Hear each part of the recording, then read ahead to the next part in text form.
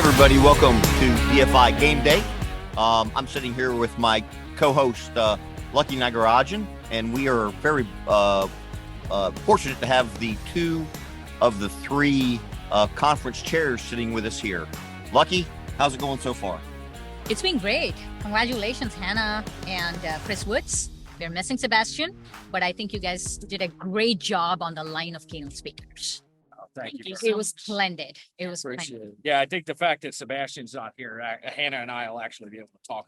So this will work pretty well. Absolutely. Yes, he is probably talking about DFI and talking about later what we're doing today and tomorrow That's it. with so many other people. So, Chris, I want to start with you. So, engineering milestones. If you've been in the industry for a very long time and you've attended so many conferences, presented in so many conferences, Absolutely, and been the chair of so many conferences, where would you put this DFI47? I mean, this is certainly up there, right? I mean, it's like there's two different buckets you can go in, right? You've got projects, right? And so this doesn't compare to working on a project, right? So from a professional standpoint, doing the foundation design for Giant Stadium, right? Right. Not the Jets, Giant Stadium. Giant Stadium. Prudential Center where New Jersey Devils play. Like some of those things that you can drive by and see and it's tangible. That's a totally different sort of professional fulfillment. But with this, I mean, this is up there, right? For Hannah and I, to go, a year ago to have our first call kind of saying, where do we want this thing to go? And just starting from scratch with a white piece of paper. And then to sit in the other room this morning, listening to the presentation, seeing how this, and seeing how many people are here, right? I mean, we're back to like a pre-pandemic sort of That's we're like coming out of the dark ages, right? It's fantastic. We're getting to see people again without their masks, eating, drinking. It's wonderful. No, so it has been fantastic and just kind of that feeling, Hannah and I were sitting together in the first row. And just kind of, giving each other a glance every now and again, like, man, we did it. This is going pretty well. We're pretty happy with this, We pulled it off. So absolutely. All right. So Hannah, how about you? Where would you place this, at least at this point in your career? Where would this land in terms of achievements? I mean, it definitely feels like a top highlight of my career so far to be able to chair a conference like this with such a great team with Chris and Sebastian, and to have it go off so well. Watching the speakers today and the panelists, everything gelled together very well. I felt like the topics actually played off of each other well. It really I felt a lot of pride for how everything has come together, how the team has come together. Do you feel like celebrities? I mean, you walk around and like People are, Not like are you the Beatles? Are you Madonna? We've not gotten to the point yet where we're like our salaries based on the amount of clicks we have on social There you media. go. I mean, I'm just, We can't talk about We're it. not there yet. this is like right before you become an influencer. This is, I think We're like a- all the other influencers We're not Jared. started here. We're definitely not Jared yet, right? Oh, well. We're hoping, aspiring. No, we're Chris probably wanted to say something that's not aspiring. No, it's fine. I had a chance to do, and I think you did Jared's podcast with him. I did. as well. I did. It was a delight. And so one of the things I talked about with him was this focus on relationships, right? I'm extremely driven in building relationships because that's, you have people that can kind of be successful in this business, but if you're not that good at interacting with people, building those relationships, you're not going to be that successful, right? So to me, When did you learn that? what's When that? was that a class you took in school? They said relationship. I mean, Georgia Tech didn't have one. In fact, they probably had the opposite. They probably had how to destroy relationships. I didn't take that class. No, it takes a while, man. Right? It's and sitting next to two women who've been so successful in the industry, right? It's even for a male sometimes, right? And cutting my teeth in the New York market, Okay. right? If you're not cursing louder than the guy sitting across from you at the table, you're generally not winning the argument, Oh, yeah. And so I think as I transitioned from a consultant to a contractor And instead of working just in like the New York City area, now I'm working all over the country. And Yeah. the people, Tim, you're in Tennessee, right? You know where I'm going with this, right? You deal with people in different parts of the country. Yeah. They don't have the attitude like they do in Jersey or in the city or something like that. And so it becomes much more of a give and take, and like, or you need to A deal with social certain people. chameleon. You have become a social chameleon or a professional chameleon. Yeah, Which is not a bad thing. Look, I can still go Jersey if I got it. Okay, right? well, But, there you go. It's like the chameleon. So let's hear the Jersey You're in Jersey, accent. one thing. I don't. I'm So not you sure wear a that cowboy accents hat is when you fair go to for Texas, people. so you wearing a Yeah. cowboy hat? Spurs? No, we're not that far. All right. Well, I would. If You I, have cowboy I'd do boots? whatever. Nah, because the problem with going to Texas is you got too many Cowboys fans there, and that's a whole separate issue. Oh, okay. But I don't know. You're you've point got- about celebrity. Do we feel? No, You're like Meatloaf. You'll do anything for love, but not that. no. Exactly. Well, Okay. that's exactly right. But I feel like we've been able to. I've made relationship with Hannah and with Sebastian and with the rest of the folks that have helped put this thing together. To me, that's like the biggest and best thing that could come out of something. Yeah, Very but I still feel like conference chairs are celebrities, superpower. Very minor Celebrities. celebrities just in these four walls Yeah, that's it until Friday. Oh, until. Until Friday. I That's mean, it. we're talking about Sebastian, who Well, is Sebastian posting- no. exceeds our level of celebrity. Yeah, we're not post- Sebastian. posting things on LinkedIn and tagging you all and your pictures. So you're viewed as social influencers and also celebrities for others. I Social would media say. is a thing. I mean, it's here to stay. It's a part of what we do, right? I mean, there's a lot of negative, a lot of bad stuff happened the last couple of years, right? But Right. there are certain things that as we've come out of it, virtual social media, there's different ways of interacting and communicating with people now. And that LinkedIn and social media is a very powerful way to get information out there. Yeah, definitely. All right. So I asked a question, but you never did really get, when did you realize that relationships were going to be part of the job description? And I'll ask both of you that. I'll ask Hannah and Chris. Is that something you just naturally knew after out of school, or did it take you a while? No, that takes a while, Okay. right? Like to me, you're scared. Like those first couple of years. All right. We have Sebastian here. Somebody's late, Sebastian. Sorry. Are we holding you up? I actually was listening to the presentation and then I looked at the time, I like, wow, sorry, I'm here. How we doing? Go ahead, Chris. No, we good. No, right. I mean, you think about it. Those first couple years, you're scared as hell. You're on a job site. You're on a drill rig. You're watching. You're doing everything you can not to screw up. Yeah. Right. And so it's not till you start progressing into those management levels and you're working with other people, and it's having to be the one coming in and yelling at people. Like I've seen it when I was younger, and you work with those kind of people, and you're like, man, I hope the hell I never turn out like someone like that. And it's just, it's definitely something you learn. There's no classes on it. Good. But How about you, Hannah? Is that something you just naturally knew right out of school? No, I think that's something you learn, especially as a young woman in construction when you're on a job site, that unfortunately just showing up and doing your job well is not always going to be what you can do to be able to do your job well. So having to learn how to interact with the superintendent, with the project manager, with the GC and the other people on the job site, and understanding how each person, what they value, what they don't value, how to do the best job for them, has been something that if you So are want the to. wheels always turning when you're interacting with somebody? Are the wheels always turning to try to figure out how to interact? Is that something that you think about? Yeah.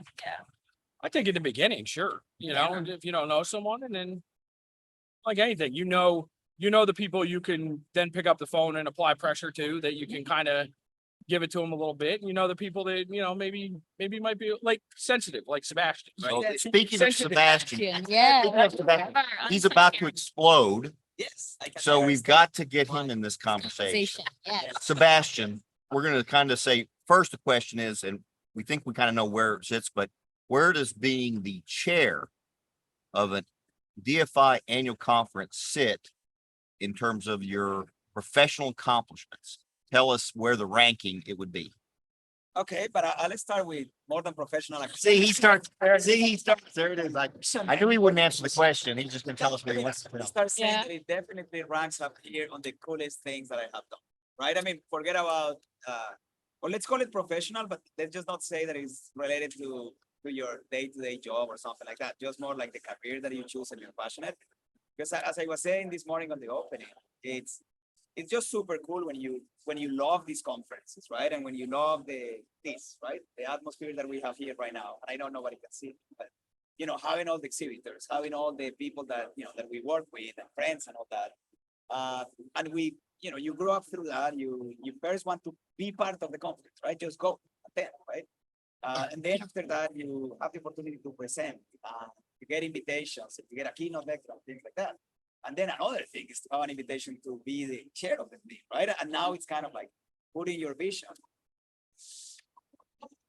So, now it's putting your vision into the conference. And that's the part that comes extremely cool because now you can kind of pitch the ideas and what you have been thinking for years of thinking, like, it's very cool to do this, and maybe we should do this. Now it's like they care, right? And they listen to that. Said, just so no, You're no, gonna put but Hannah on the it's- spot again. No. but it's great because it as I said, it just for more than it becomes like a personal thing, and as you say, it is a personal achievement. It is not a personal thing because you cannot do these things alone, right? I mean, there is Yeah. no way that you are gonna be a conference chair for this and you organize. Well, it. that is probably true about any professional achievement is that you really do. And I mean, that's probably something that lost in translation, but that's kind of one of my main themes is my life is that I've had a lot of folks that helped me along the way. I'm sure you Absolutely. have as well. Absolutely. And kind of then say something like, well, I'm responsible for it is it's probably not true in most. Yeah, there's No, not no, there's no. not a lot of I in this business. Yeah. I mean, let's just call that what it is. Teamwork, and I think DFI is a place where it's built on the support, right? Like we Yep. all support each other, we all support younger generation, Yes. right? And Yep. and that shows in the conferences, the energy levels, and Yeah. right. So Absolutely. Yeah, because I mean, that's just the little details and things. But like today, when we got our flags, right? In the morning, like I didn't want to have my picture, I mean, that I'm crazy about social media, but I didn't want to have my picture and just post like I'm the conference chair because like I'm nobody with this too, right? I mean, like it was a team effort. And by team, I mean I'm the coach sitting on the chair and they're the players doing everything. So, and you had the support of Dr. Hall exactly. this And then, morning. and then it spreads from there, right? Because it's also not the three of us, right?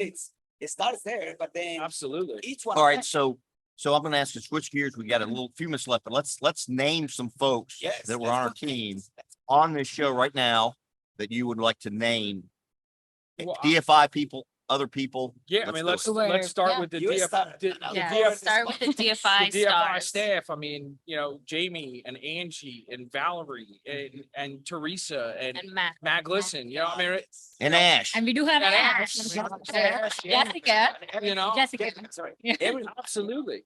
It's, and we've got, I mean, we could go on and on, right? I mean, there's session chairs. We got a dozen session chairs. We have how many people reviewing papers? We Keynote have, I mean, people. yeah, All of it Yes. probably, All presenters. I don't think I'm overstating it to suggest that you got to have at least 100 people involved in some capacity Yeah, to pull something off like this. I think Between our all the, organizing committee was 50 plus or something. Yeah. 50 plus. So And that wasn't- And nobody gets paid for it. I mean, other than the staff, but certainly this is a lot for them. yeah, But a lot of Counts volunteers. the money, yes. right? that's Yeah. it. No, Then go to the committees. That's also where a lot of the great things happen. yeah, The technical committees. you Technical have- committees, I yeah. mean, everyone that has been like chairs, right? So everyone that is on a role chair or everyone that is on reviewing papers, and there are names that come even from DFI45. We have John with Valerie, and yeah, I mean, the list is yeah. literally impossible to go through every single person, but it's amazing. I mean, just look around. Well, The folks, suits and This has been awesome. Thank you for joining us. Thank Absolutely. you for having us. Thank you. Wonderful job. And we're moving into the second period. We're like a hockey game, right? That's it. But those seats But- don't get too comfy because we're coming back for our seats next. Oh, year. yeah. We're gonna That's it. give them up. But before we go, we have an important question for all three of you. Okay. So first we'll start with Hannah. Hannah, who are you wearing today? It's very important to be trendy and, look good and spread the love. So I want to find out like who you're wearing today. I think I bought my dress and my shoes from Bowden. Bowden. Yeah, Okay. It's a British Is that- company. British company. Okay. Awesome. We love your shoes and we love your dress. Thank you. So So Chris. I'm going to go to Sebastian All right, first very and good. then come back I to actually, I'm wearing, and nobody was gonna know this, but now you put it on the open. I'm wearing this type that, since when I had it, 1993. And it was the Oh. prom. It was It the doesn't prom. come as any surprise to me. It was the prom in my school, but it was not my prom. I was. I'm giving you. But I was already going to the prom, at the school, and I use it there. I bought it with my dad, and I always have it for like Yep. events like this because to me it's something. he is with you. Sebastian, is it clip on? No. Oh, It's size drop. Sebastian is not, he's not a clip-on kind of guy. all right. I just had to ask. But it's just Nope. awesome to, I like to reflect on the situations and go back, and to me, it's awesome to think that, we achieve all this, together and with time, but you can still go back and see yourself and the way that you, right? So Yeah. now you got my secret. Yeah. Thank you so much. Thank you, Sebastian, Chris. And yeah, I'm wearing, whatever it is my wife bought. Nice. Does that work? She's got good that taste. works. She's got Absolutely. good taste. Yeah. Yeah. She married him, so excellent. I think actually this shirt that I'm wearing had to get FedEx to me in Vegas last year because last year personally was such a mess for me around the time of the thing that I got on a plane without half my clothes. So she was like sending stuff FedEx to the hotel last year. So there you go. Awesome wife. Thank you. Thank Well you. done. All right, Yeah. well, Gentlemen Thank you. and ladies, thank you. Thank All right, you so guys. much. Thank you.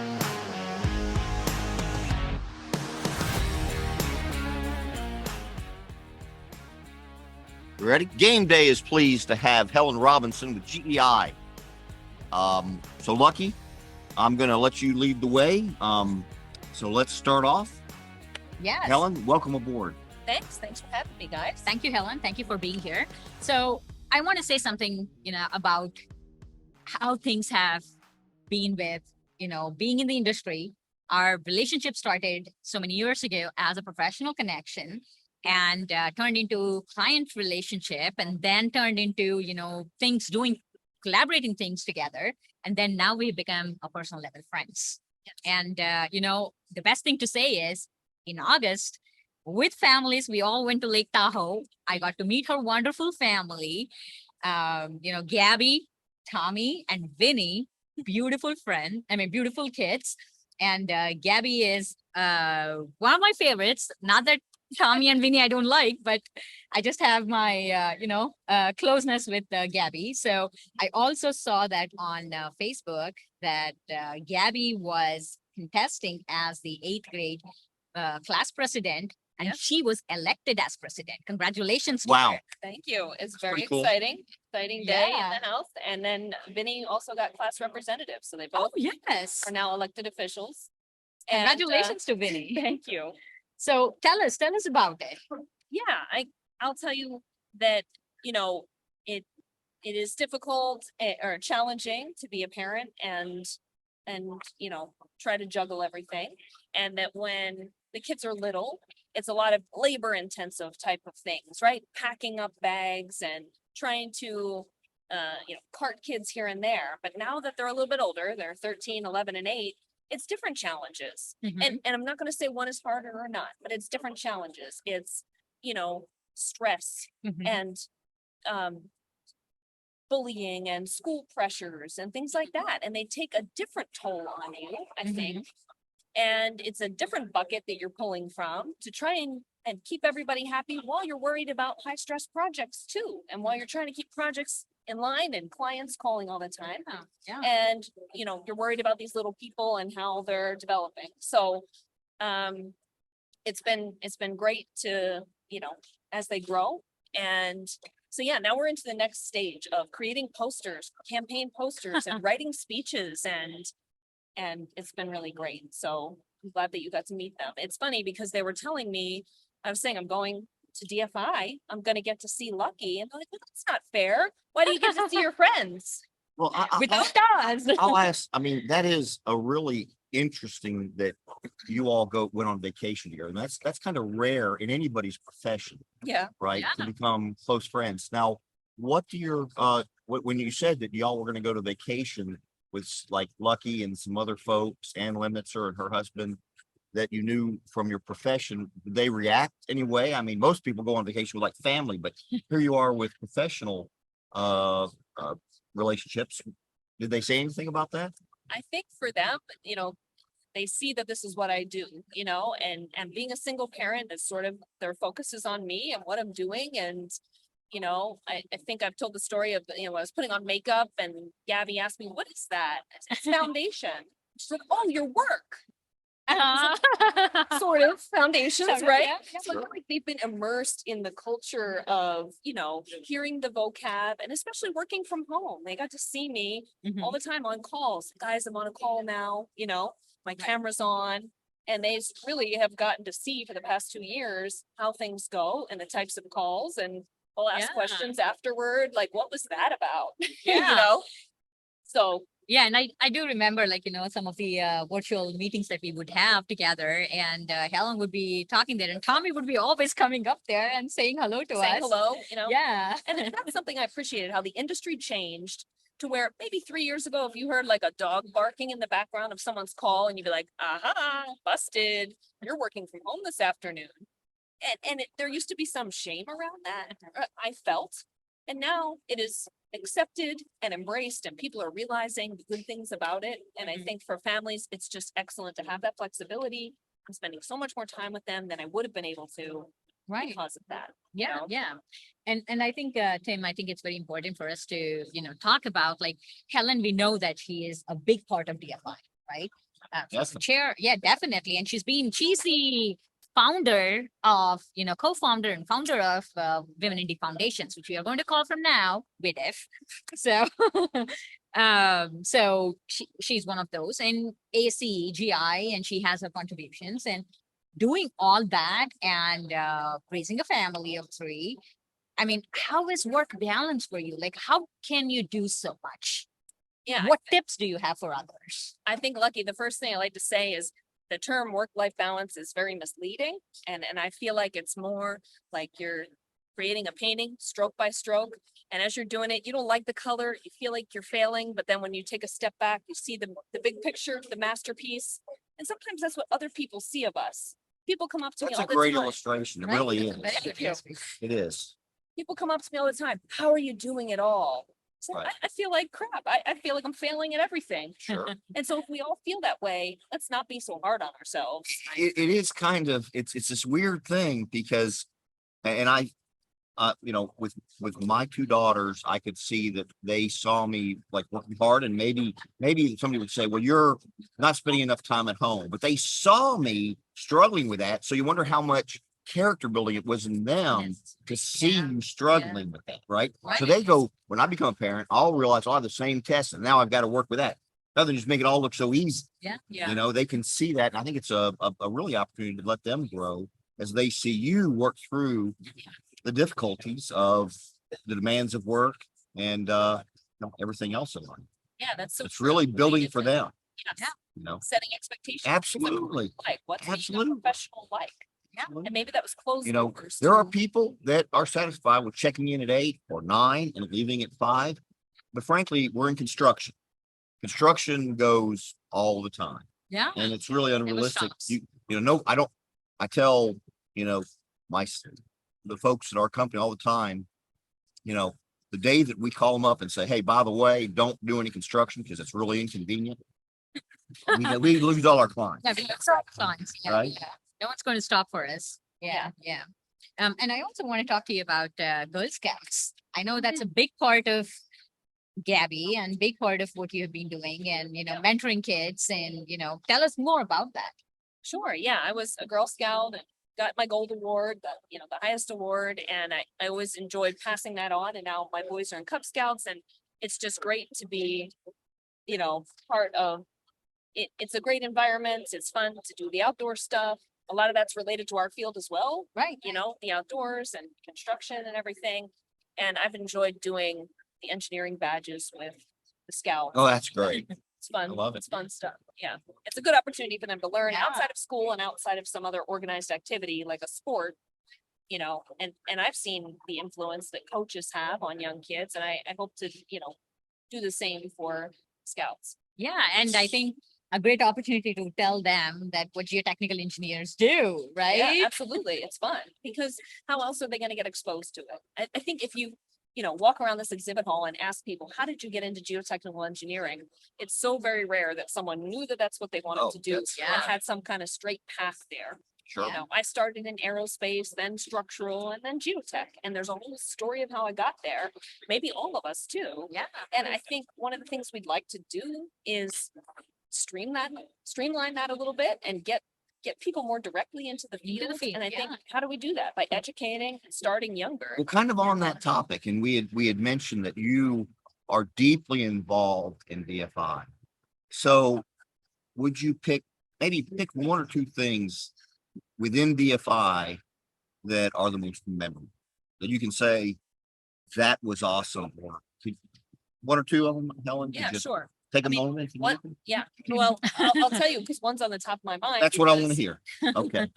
It was last night at the leadership meeting. So you had, I don't know, 60 people there, volunteer people there, committee chairs and trustees and people who, you know, are regrouping after a day of committee meetings and talking about what was good. And there Mhm. was so much to talk about. Yeah. There was so much excitement and energy and it, you know, to think about that in a volunteer organization, it's just so motivating.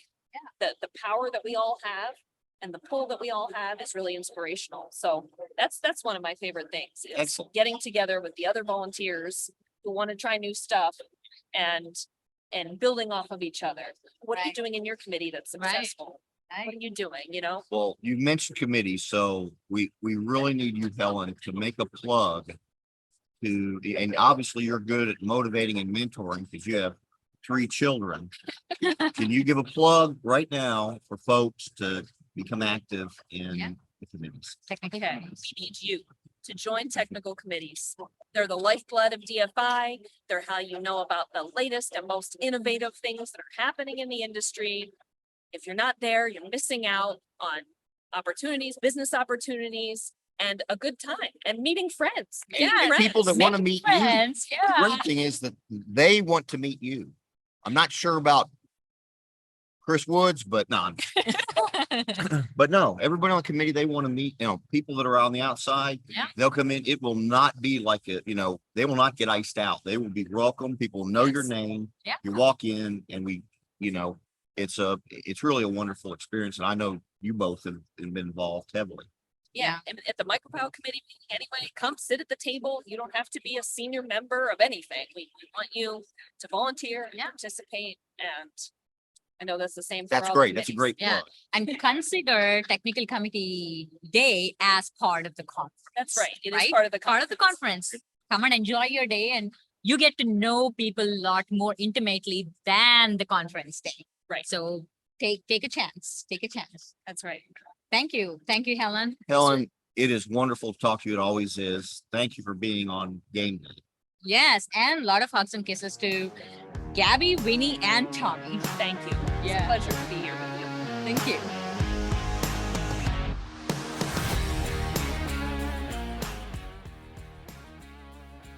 Welcome back to Game Day, and we have Mary Nodine with GI Consultants, who is a geo rock star. Right, Tim? Oh, no doubt. No doubt about it. So when you think about Mary, and when we see Mary at the conferences, what do you think or what do you want people to think about you in one word? In one word. That's a hard one, Lucky. Well, I know something. We know something about you. Creative engineer. Creative That's what I was engineer. going to get. That's I'm a blend. With so many people around, it's always nice to put a name with something special about it, right? And for you said the artistic side, but we know that you are something special with Geostrata. What is that? I am the geopoet for Geostrata. I've been doing that for about, 14 years at this point, writing a poem for every issue.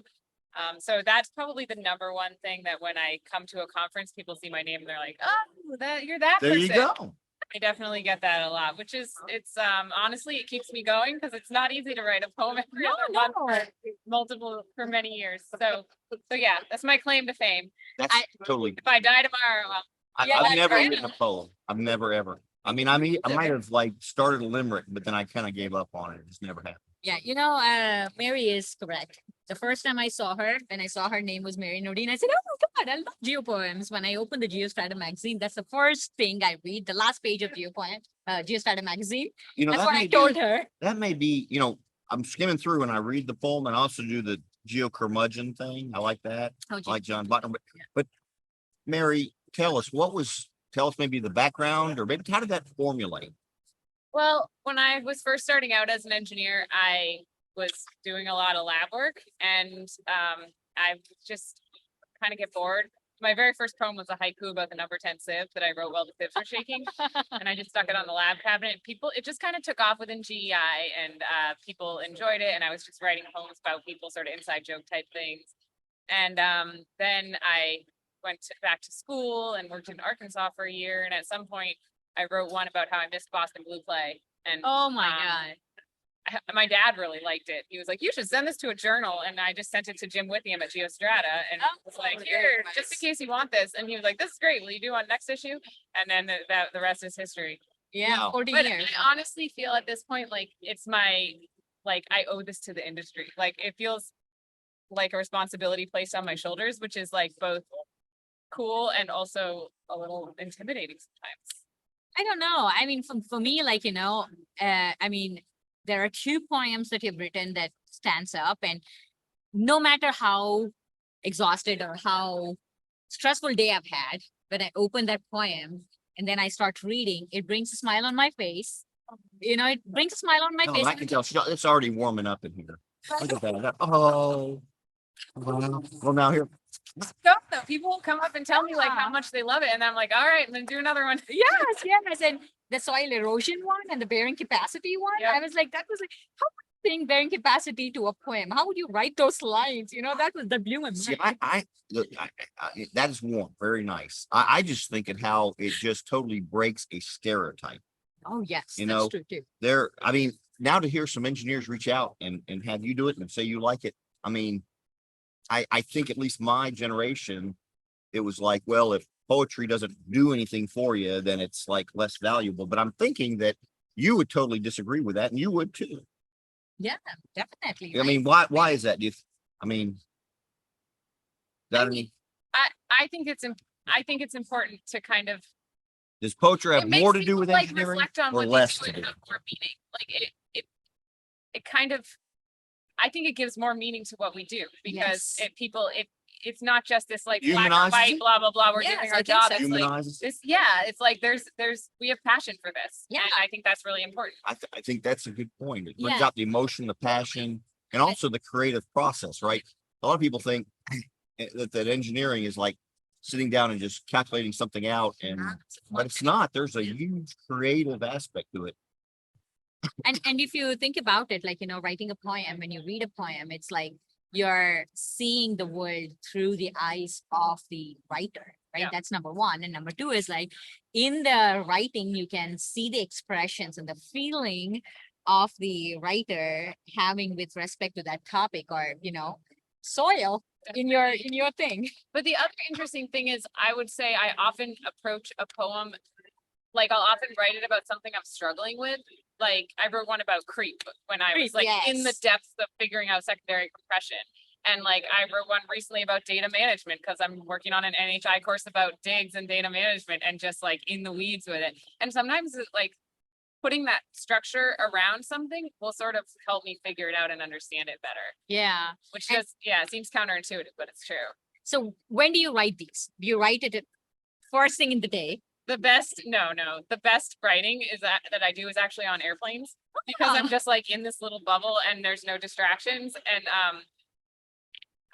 during COVID, I actually struggled to meet my deadlines because it would be like I was going on a business trip. I'll make sure to write a poem, and it wasn't happening. It wasn't happening anymore. Yeah, I mean, I sometimes just do them on my couch, like in the evenings. But yeah, airplanes are a good spot for me for some reason. Yeah. Now, you sit down, write it start to finish, and you're done, or is it a process of editing?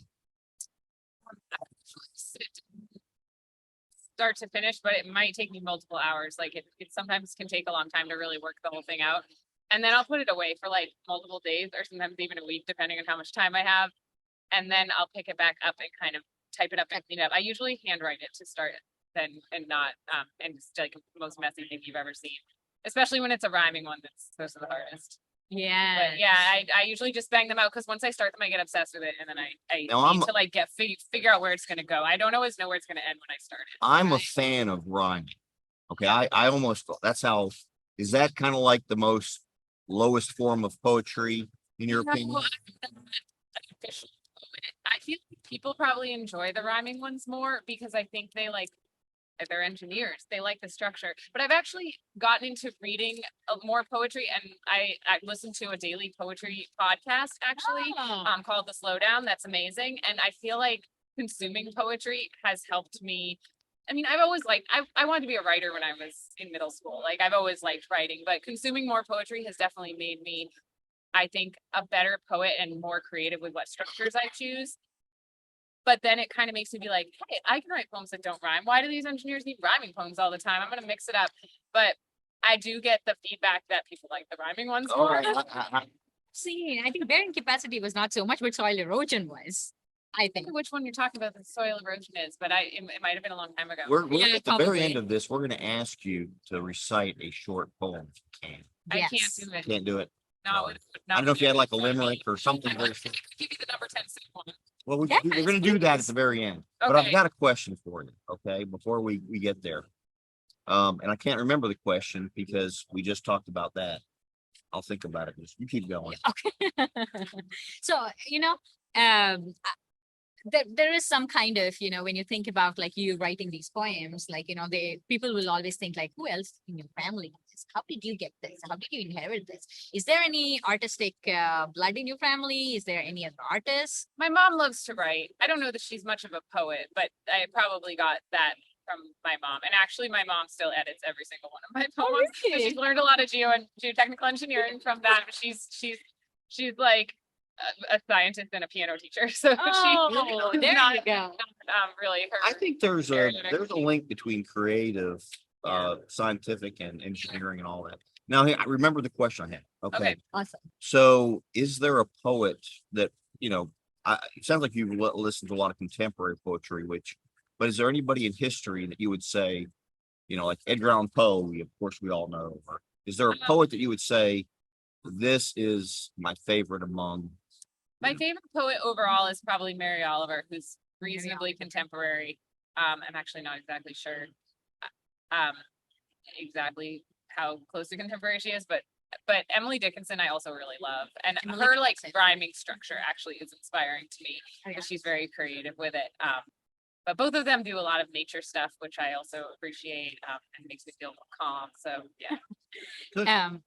I have no sense of poetry or, but the first poetry that I've enjoyed is the poetry geopoems on Geostratus. So now I'm going to go back to the two poets that you talked about, and then There I'm you going to go. probably read some of that for Good, sure. good.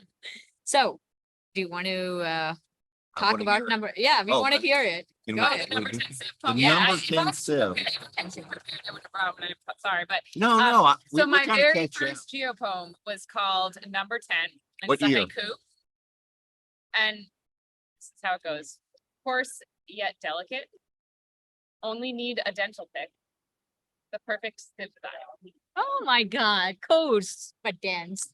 Yes, I love that. And which year did you write this poem? I think it was 2000. I don't know if I was an intern in 2002 or if it was 2003 when I first started working, but that a long time ago.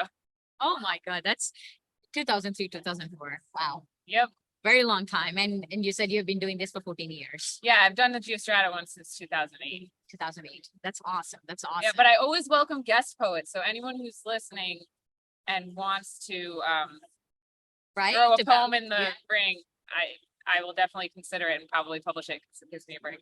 So Awesome. I love seeing what other people do. There's got to be somebody that will reach out to you. There's gotta Yeah, I can already think about Howard Perko. He will say, I want to write a poem. And then he's Uh-oh. thinking, I hope so. he's probably going to write a poem on helical piles or physics. Or, That's fine. So thank you, Mary. I think it was wonderful to hear from you. And I always wanted to. So welcome. Yeah, Thanks we for always joining wanted to us, talk for to you sure. about it. So thank you and keep writing and we will keep reading. All right. Thank you guys. It Thank was you. fun to talk to you. Same here. Thank you.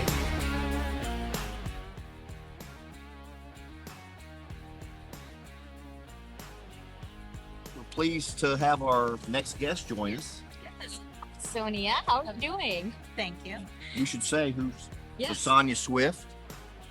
Sonia, you're with the Menard. Yep. And we really are glad you joined us. So Yes. welcome aboard. Welcome. Yes. And, for Tim and I, we know you through DFI eyes, but I think we want to ask you, what do you do for Menard? How long have you been with Menard? So I've been working at Menard for 5 years now officially, but I've been designing ground improvement for Menard for about 16 years. Because I was doing the designs for them when I worked at GEI Consultants. So right now, what I do is I manage the design team across the country. So I work with the design engineers, come up with kind of standards and standard ways of doing things and evaluating the different designs. I get called into the problem child projects and try to, get involved and figure things out with the different teams. And one of the biggest things or biggest kind of differences in my role is that I'm a central resource, but the company is regionalized. So most people are just working with their region and it's kind of, you're working with the same 5 or 6 people all the time. And there's a lot of differences between the regions and how they work and they have a lot of autonomy, which is great, but I get to work with all of them. So I get to kind of see those differences and, cross. Well, Sonia, you're, information. would it be fair to categorize you as really like a design geotechnical engineer? Mhm. Now, for those out there, it's not everybody. We've got, here we've got contractors, we've got, consultants, we have manufacturers, suppliers, Yeah. but we also have a lot of young folks out there and could you kind of tell us what your daily routine, just the nuts and bolts, so they understand what it is when Sonia walks in, puts down her cup of coffee. Tell us about like a day so they can experience what a design geotechnical engineer does. Okay, so I'm actually kind of removed from that a little bit. But what I do is I check my email. I usually have a lot of different calls that I'm participating in. And I start looking at the messages on Teams. And I'm typically getting messages coming in all day, questions. Hey, how do you do this? Hey, can you take a look at this model for me?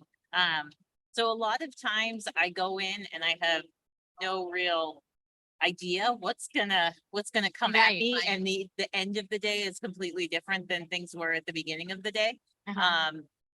I do spend a lot of time checking things over and kind of reviewing things with the different engineers. Uh-huh. And I partake in a lot of committee calls and things of that nature. What would you say?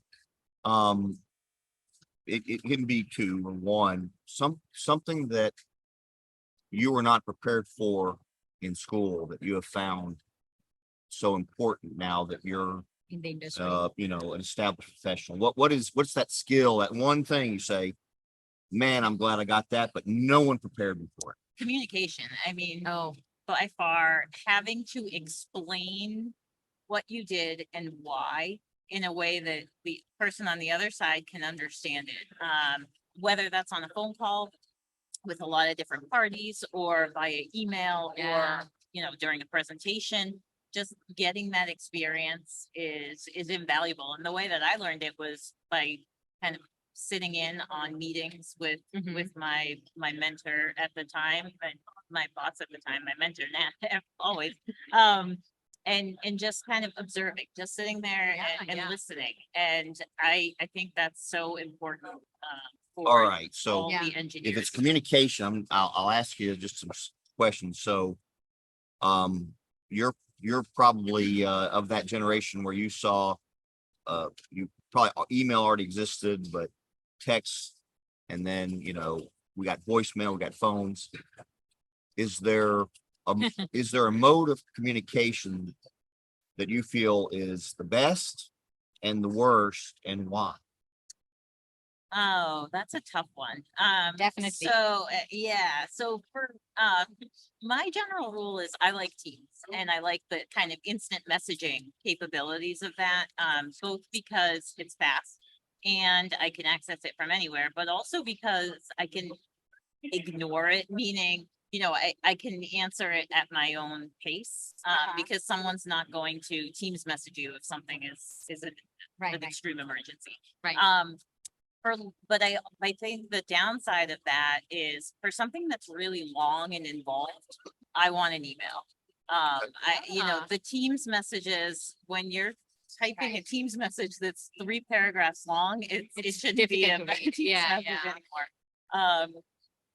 The worst I think is text. Yes. Text to my phone, from a job site, that makes it really difficult to keep track of Yeah. and transfer in any way, when you want to refer And- to it. And I think email also lets you keep it in the group of emails that you have and track the email, and it's there, proof, Mhm. justification. Yep. You can read and you can't miss anything, right? You can plan, organize very well. Right. Even with email, I have my pet peeves. Oh, yeah. There's 2 of them. Okay. First is if they don't use a salutation. Oh, If yeah. they just simply go right into the idea. Yes, That bugs. that's true. The second is if they don't put their phone number at the bottom. Yes. Yes, I agree on the second one. It's so difficult to track that person, because if you think about our clients, right, Sonia, I think you can back this up too. Like, there are some people who prefer emails. There are some Yep. people who prefer phone calls. Yep. Some people who prefer not to be contacted. Some people put in their email, please call me, but not put their phone number. Number, in. yes. And it's like, that's kind of presumptuous that I know what your phone number is, because, we all know that, post-COVID, we rarely go through office numbers. I mean, it's just, we go through right to the cell. Yeah. Or if somebody has an office, direct. we'll Yeah. type that, but and then Yeah. you're like, how do I call you? Yeah. Yeah. When there isn't a formal signature at the bottom, that drives me crazy or it's just their name. Just their name. And it's Yes. like, You can. Yeah. you So, can't track that. I want to switch gears a little bit. Yep. I know you're part of ground improvement committee. Yep. Right? Yep. So how long have you been part of technical committee ground improvement? And also tell us tell our listeners and young viewers a little bit of how important it is for you to be part of it, and what do you gain, and why you have to be there. Yeah, I think it's really important. So I've been a part of it probably for about 3 years or so Okay. at this point, maybe 4. And I think it's really important to be there because everything that's discussed there, it impacts our day-to-day work. And if it's going to impact our work, then we should have a say in it, and we should be able to kind of guide and be part of the conversation. It's also a great way to meet people and to make connections. It's so cliche, like, of course, that's what everyone's going to say, but it really is, because I find myself like here, and I know so many more people this year than I did when I went in 2019. And most of that is because I've been partaking in committee calls over the last few years virtually, and you just get to know people and make relationships outside of the committee. So it really is really important. And it also gives you a chance to know what's happening in the industry. What is the latest and greatest that is happening that relates to your work. Yeah, you're absolutely correct. And I think, the other thing also is, like, I've been part of technical committees for the last 7 years, and I think I've seen a shift in where a lot of older people used to be there, but there are a lot of younger people who are getting involved and trying to do things, which is very good for our industry, Sonia, right? are you, I know, I'm certain you've been on other committees, whether it's, homeowners association or whatever, but, and that wasn't criticism. I was just trying to say, like PTA, I've been on the PTA committees. Is the level of commitment are you surprised at the DFI committee's level of commitment? I mean, in a way, it's, you don't have to do too much other than attend the meetings But it's pretty active. That's, I but guess my it's- point is, are you surprised at the activity that occurs? I mean, I've been on a lot of committees where you go in and it's like, we read the old notes. Yeah. We prepare the new notes and then we dismiss. Yeah, done. Yeah. Yeah. Right? I mean, we've created task forces and actually prepared documents and gotten things done. I remember when I first joined, that working platform document had just been put together. And at the time I was kind of like in awe of it. Wow, these people put this thing together. And you know, there's been a lot that's happened, and the research that the committees fund and get updates on is also extremely relevant and priceless, really, because we don't have time to do that. So Oh, yeah, yeah. it's great to team up with the professors and really dig into the things that are going to have an impact on our work. Yeah. So I think we have come to the end of the, this Our session, the session. So, Sonia, thank you so much for joining me. so before you leave, if we can ask you, what is the most important thing that comes to mind when you think of DFI?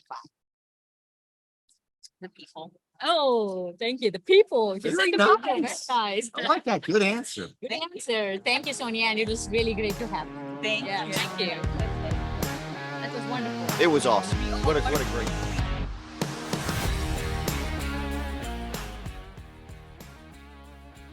Louis. So we Welcome. welcome to the show.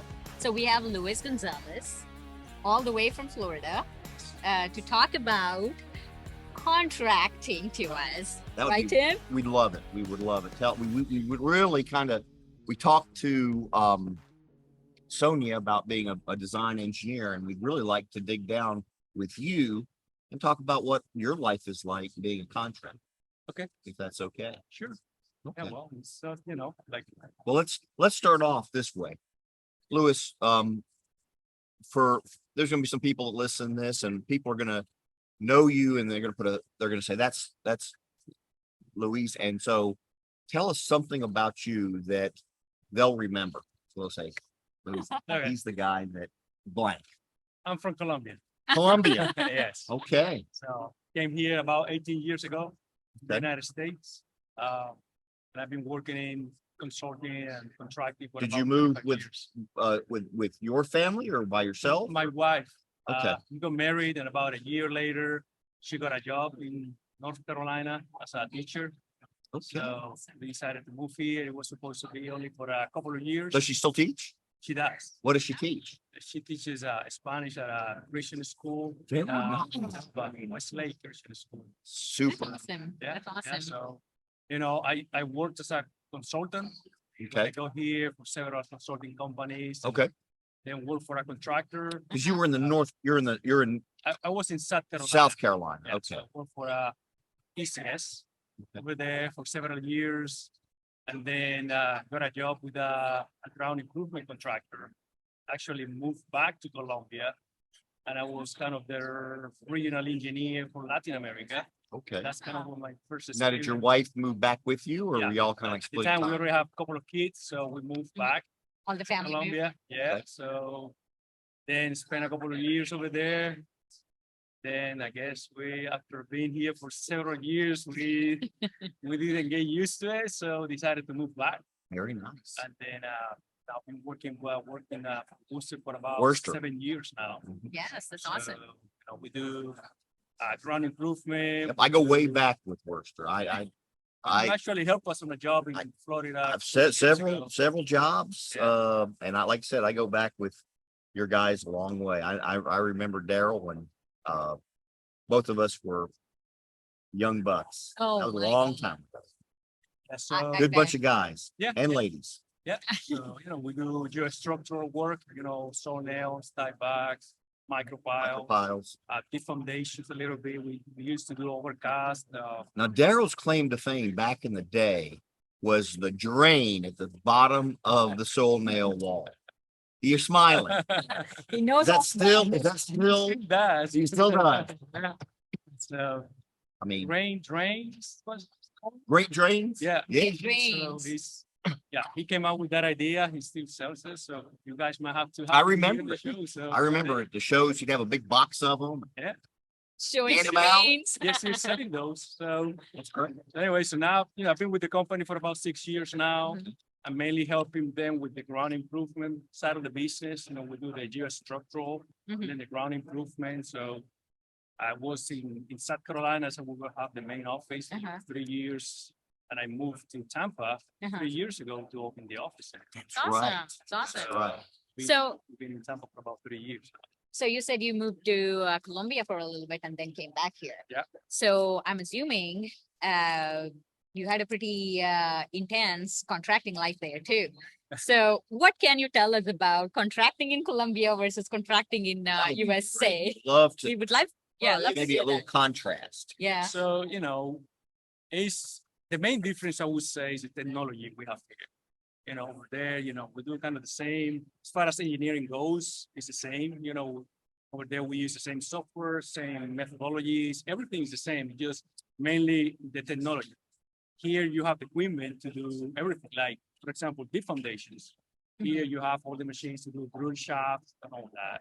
In Colombia, I came 20 years ago, but still, like, just this past summer, spent a couple of weeks there, and I was looking out of the window, and I was seeing guys, they were working on a deep foundation job for a building, and they were still doing that by hand. So you have a couple of guys just digging the, I don't know, 6-foot diameter shaft God. by hand. Were they cribbing it, or were they like put a pipe in and just digging out the bottom? No, they just start digging with a shovel. And a With bucket. the shovel? Yeah, and they go, I don't know, 5 feet, put a little bit of shotcrete, Oh. let it set for Wow, like a a day section or of so, shotcrete kind of thing. and then keep going another 5 feet. So they still doing that in most of the jobs, and they go down 30, 40 feet. Wow. So That's- here you That's cannot do different. that. Yeah. That's different. So It reminds me a little bit of India. A lot of things that are done in India is still like old school. That Labor, shocks you labor. Yeah. to equipment price is a little bit different than it is here. so that, I guess that's kind of the main difference. Did you have to bid work where you were like looking at a lot more like labor hours as opposed to equipment time? Yeah, basically, but again, when you just mentioned labor is way cheaper than having equipment, and there are jobs like major infrastructure jobs where the equipment is available. But for a regular 7-story building, residential building, the contractors or the owner is not going to spend the money to Sure. get the equipment to do that. So they hire, people that specialize in doing that, that kind of labor work. So, I think that's the main difference. Also safety, because, you're not going to get down in the hole to approve the foundation soils. We have a different, I mean, and it's just the way it is. I mean, even the legal system in the United States now is not what it was 50 years 50 ago. years I ago. mean, Yeah, I went yeah. down a lot of drill shafts. A lot of my colleagues went down drill shafts. And I can tell you now that there would be no way the safety folks would let you go down. In fact, I remember because I worked a lot in cars and they twist the casing down Uh-huh. and then you just get lowered in a little trapeze Yeah. below that level. It's like, They okay. have cameras now for that, right? They've got cameras. Wow. They don't, I mean, I suspect it's rare. But back in the day when I worked as a consultant in Colombia and I will have to approve the foundation soils, I never got into those holes. I trained my ear and I would drop a steel bar, and depending the sound that it would make when it go down, I would approve it or say keep going until Keep it going sounds until better, it's- but I never got into a hole like that. See, I mean, in the US, it would get written in the specifications that you had to scratch like a little Yes, sir. 1-inch hole. So Yeah. it was dicey. Yes. Right? I mean, it's still dicey in India. It's a whole, again, the, Recently, I was on a job site in India and it blew my mind the type of crane that they brought on the site to help us, lift the pipe piles and sheet piles for installation to pitch into the equipment. And it blew my mind how old it was and how many times it was repainted. And I was like, how many times is it going to break down? stay in your lane. You're talking about repainted equipment. Louise knows what I'm talking about. I think every job site, you repaint it so it looks like it's brand new. But- basically, yeah, that's but without anything yeah. being seen, you know what I mean? So, Well, that's something they didn't really tell us in school. They never Yeah. really told us that your engineering future is not just molded by engineering, it's being molded by the legal system. To be molded by the economics of things, where labor labor, yeah. is much cheaper than equipment. Yeah. It's labor intensive. Where you have very strict safety rules, you don't have to go down a hole. Well, and over there, they still care about safety, but it's, Oh, no, no. you know, it's I'm- different, and the legal system is, I It's don't just the know. legal system. Yeah, I would say now is the legal system is closer to what we have here. You have lawyers that I mean, would sue you. I if mean, that's something what happened. changed. I think that's what changed here is not, I went down a lot of drill shafts and so did my friends and colleagues. We never really thought to ourselves, that this was unsafe. We just said, this is what you do and we'll do it safely. Mhm. Not, but it's really the legal system that Mhm. changed, not really the engineers. And that's Yeah. okay. Yeah. Now, so it really wasn't like, I don't think any culture purposely sets out to be. No, I don't think so. And it takes ages to change It those does. systems, It's right? just that process. But who knows? You can't push one little button. Yeah. It's society as a whole. Yeah, and human emotions are getting in the way, and you have to balance all of them, and then get to a point where it all works out for the industry, right? Well, we talked to Helen about her day.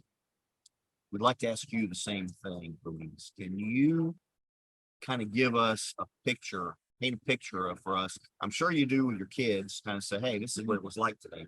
Tell us what your day is like. We start the day, I don't know, early 6:30, You're a early bird. Well, get up, get ready, and look emails, make sure, see what happened, and then start, responding to clients and proposal yesterday. Yeah. I was just before the interview, I was just on the phone with a couple of people that called me about an opportunity, and then to the office. We have a couple of meetings, with clients, and if there is a job going on at the time where I'm the project manager, I need to get in touch with them to make sure that they have what they need.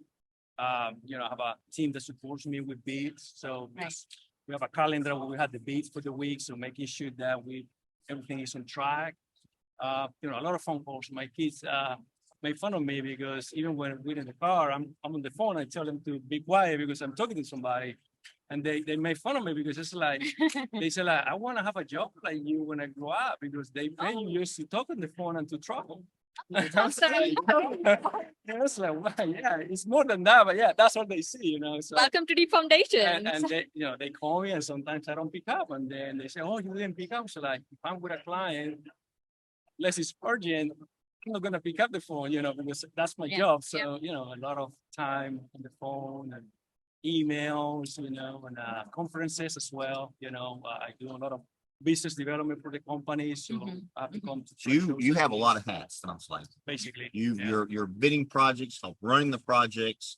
You're actually interfacing with With your the clients. superintendent and he has a problem, he's in our contract issue or whatever. We also support, but again, I just have to be involved in everything. Especially, I'm developing the market in Florida, so I'm still. What's your favorite part of your day? It's when I win a project, I guess. What's that? When I Win get a a phone call project. from the client saying that I've got a job. There you go. We all like that. We all like that. But I also like when people call us with a problem they have and we're able to help it, even Solution, though yeah. maybe I might not be able to help them directly. It's not a job I can do or I can get. I like pointing them in the right direction and Mhm. try to get in touch with somebody I know can help them. So, Isn't it interesting? I think so many of us have that same feeling. Same like, feeling, you right? get a pleasure. Yeah. We can do a project, and if it's a good project, and and we always like to make some money. Yeah. But even if it's when we make a modest amount of money, or even a little bit of money, but if it was a clean job and everybody's happy, Yeah. that's just so pleasurable. Yeah, when you get that email or a call from the client and say, thank you for helping us, Yeah. that makes us, right, Absolutely. satisfied for what Absolutely. we stand for. Yeah.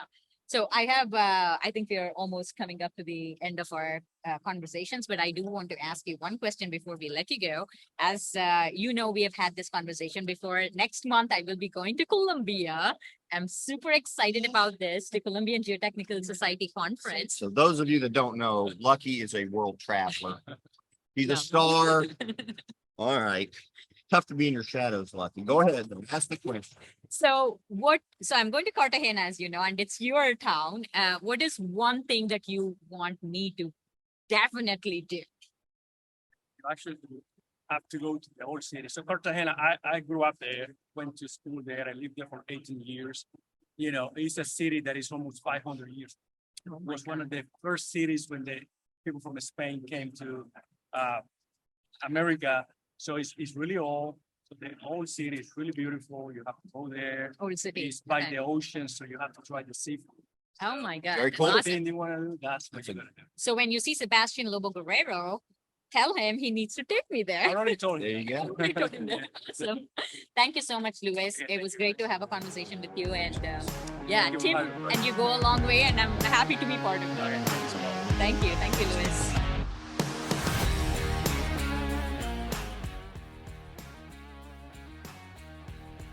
All right, Jared. Welcome aboard. Thank you so much. Nice. Game day. DFI game day. Yeah, This is it. We've got to. I mean, you're used to the adoring fans. I know that. For sure. Yeah. Legend icon. It does. Engineering. How about that? Yes, I like that too. But DFI is a special place. influencing other geotechnical engineers is my favorite. Okay. As long as the influence is for the good. Yes, it is for the good. So, Tim, do you want to start off with asking Jared some important Sure, questions? Jared. You know, you were a prototype. You started the podcast and in this kind of community, and so I don't know. Give us maybe like helpful hints. Give us a little bit of your, if you were to kind of to tell somebody that was aspiring, give us some like, what do you learn? What's good? What didn't work? Give us an idea. Well, I think I kind of had a head start because I wasn't the one that was creating, right? I was hosting, or I am hosting a podcast. But a buddy of mine, Anthony Fasano, he must have, I think we're up to like 7 podcasts or so through Engineering Management Institute. Yes. And so the infrastructure is there to create the podcast. And I think that anybody who started from scratch, taking some time to figure out what that infrastructure is. And again, I'm a geotech, so I have to think like that. Like if the Right. foundation is there, you're not going to go very far. But having that infrastructure, being consistent, having an idea of who you want to interview, what you want to talk about, what is your actual message, who is your actual audience, what things can you explore and what things you maybe not, to make sure you stay on message and on brand. Those things are important. Getting an idea of what you want to do and how frequently is very important. We've had over 60 episodes as every 2 weeks. So that's over 2 years. We haven't missed my it. God, So it's like amazing. having that system is like super important, right? And I think about just like a project, right? We think Right. about projects and sometimes we have, you might have 10 projects, you take on an 11th. How are we going to do this? You have to make sure you have a team that's appropriate, resources to allocate them so that you're not getting left behind. Left right? behind. Yes, yes. And But it's been fun. Conversations have been fun. You learn a lot. uh-huh. And you find that we have more in common than you imagine. Oh yeah. Now, were you in love with the podcast, or did you just wanted to do something where you were conveying information and then you adopted the podcast? Which came first? I would say I was invited. I was asked. He Okay. said he was going to get it. His listeners said that, they had a civil podcast, they had a structural podcast, and they said, we want a geotech podcast. So he reached out to me and said, can you host it? And I said, hey man, I've never done anything like that before. And so for me, I was intrigued because I'd be reaching out to do something I hadn't done before. Yeah. And that is, I'm not one that likes change, but I do see opportunity in change. When I'm doing something I'm not familiar with, these new muscles that are created or new, expand, right? So with a little bit of anxiety, how's this going to work out? But after a few got under their belt, I was like, wait, this actually can work. Yeah. This is good. Yeah. So I said, who wants to listen to a podcast talking about nerdy stuff like geotechnical engineering. Hey, When we I talk do. about it, it's actually very I listen to fascinating. nerdy stuff all the time. It's to me, it's a wonderful. I have to tell you, I think there are many of people in the industry have listened to all your podcasts, but I'm one of those. I've listened to every single one of Oh, them. my All of your- Gosh. Wish I'm I not had a kidding. button or a pen, I could give you a ribbon or You something. sure? That's awesome. That is my favorite part of the day. When Yeah. I'm listening to the podcast, I'm walking my dog Banjo, Okay. and who is Jared Green talking to next? That's. I listen to that, and my favorite part of it is career factor of safety. Okay. That is genius way of putting it together. I mean, if you listen to all the career factor of safety, that can be, a guidebook for young engineers, Yeah, that's true. right? That's true, because so much that we take for granted, right? Yes. Someone else hasn't experienced that yet. So hearing how they put it together is helpful. Oh, It's yeah. helpful. So if we're providing some value, I'm glad to hear. Yeah. Because it takes a lot of work. So it's good to Yes. hear us providing value. And for me, I don't want to take time to do something unless it's going to provide value to somebody. Yeah. So even walking around here, hearing people that have listened and it was a guest that was helpful for them, it makes me feel. Yeah. makes me feel good. Tim, we should put Jared on the spot and ask him who was his favorite Oh, okay. guest, you're really right? Well, You're really gonna do that? She did. only with the caveat that we understand that you probably reflect and you could name a number of them, but Yeah. let's just say one that stands out, Okay. maybe among others. I would say that one that stands out amongst others, and this is interesting who I'm gonna say, is somebody that both of you know very well. Ooh, let's see. Sebastian. Oh, Sebastian, yeah. Podcast when he was on and he talked about his adventures. He talked about like his father and what happened back home. It was an amazing conversation. And so many people come back to that one and Yes. say, man, where'd you find this guy? Who it? And I say, he's a geotechnical legend, man. Yeah. So having him at this conference is pretty funny that I Yeah. would say him. But yes, I would say that was a very fun conversation. Yes. Because we covered a lot, and he's, PhD. We didn't go through integrals or anything too heavy, but it was very practical for what we do as geotechnical engineers. Engineers, yeah. As far as when you're in the field, why we go to conferences, what we do at conferences, how to advance in your career. We covered all those things. Yeah. So I'm thinking we might have to do a part 2. For two, yes. When you get him talking, Talking, right? there's It's always like, a part oh two my of the goodness. podcast. I didn't really ask you what was the podcast that you said the least, but I suspect it's going to be the same The one one that was the wait. What's That your you- question? that you said the least. I said, Sebastian has a way. Uh-huh. He Oh, I first- didn't have to say anything. that's what I was going to say. That's exactly- you said the least. I didn't have to say anything. That's exactly right. Sebastian. I love Sebastian because we'll ask him a question and he goes on and on, and it's like, and now I'm getting your question. Yeah, right. Wait a minute. Yeah. Wait, so what was that last? Exactly. Wait a minute. Yeah. What happened to It's that? like, One of all my favorites, I should not pick this as my favorite, but Okay. I still love this one, is Yeah. one of the first ones that you did, Joanna Smith. Oh, that was. I have a very warm heart for Joanna Smith. Yeah. She is amazing person, and the love and care that she and passion that she has for younger generation and Yes. grooming the younger generation to get to Yes. where we want to be. We always talk about there are not many engineers coming into workforce and things like that, and she's grooming them right She's now. doing her part. So Yeah. that was my favorite one. That was my favorite one. If I have to, And that and was maybe early on. That early was on. very early that on. was a second one, I think it was. Second was or it third one? Second or third? I think it was a third. third one. It was Yeah. Professor Clemens for second. Wow. See, Can't believe we remember these things. see, I've listened Yeah, to you- every you one of proved it, them. you I proved proved it. it. Oh So, my goodness. But it's good. And it's good to be here. I'm glad that you all are doing this. It gives an opportunity to hear what people are thinking. That's very important to engage the membership. We got to find creative ways to engage the membership. So that everybody can be a part of what's happening in DFI. Yeah.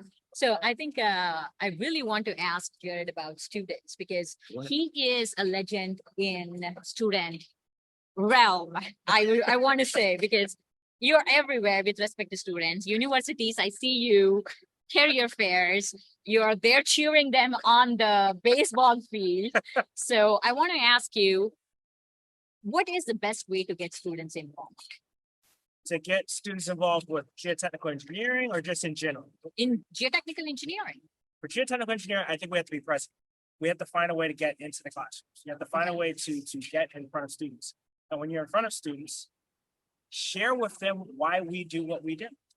Because when you talk about what you're passionate about, that becomes contagious. People say, wow, I'd love to be able to do that because they like what they do. When we think about what we do as geotechs, a lot of times we're designing things, but then we're in the field seeing them get constructed. And then ultimately someone is using that space, right? Whether it's a park or a rec center or a hospital or a university, someone is using that space. And Yeah. that space is being founded on something that we design. Yeah. And that's powerful. It's powerful. So I say for students, a lot of times there are, different organizations that are looking for volunteers, right? So there's always the need, but we just have to be plugged into the need. So Yeah. when somebody's saying, I need somebody to come to talk to these students about what is happening, raise your hand. Raise your hand and say, I'll do it. Don't wait till you have time to give back. You'll never have time. Well, Make the time. I have a question, Jared. So you work with obviously young folks, and do you find it difficult for things like engineering or geotechnical engineering to compete? I mean, we've got social influencers and we've got folks, that are, they're just constantly bombarded. Young folks are constantly bombarded, like kind of the rich, famous, and quick. And we're selling a product that is really in engineering. I mean, there's some people that strike it rich, but really it's a profession. It's a long-term profession. Do you find that difficult to sell? I think that if you're, if somebody says, I want to be rich, what should I study? Most people don't start with geotechnical engineering, right? So I don't sell it that way. I say, if you want to have a career that's fulfilling, if you want to make a difference in the community where you work, right? Where you live, where you pray, where you play, this is something that you can do. And I talk about the types of projects I've worked on. I've only been doing this 20 years, close to 20 years. And I don't think I've worked on the same type of project, right? It's like different types of projects.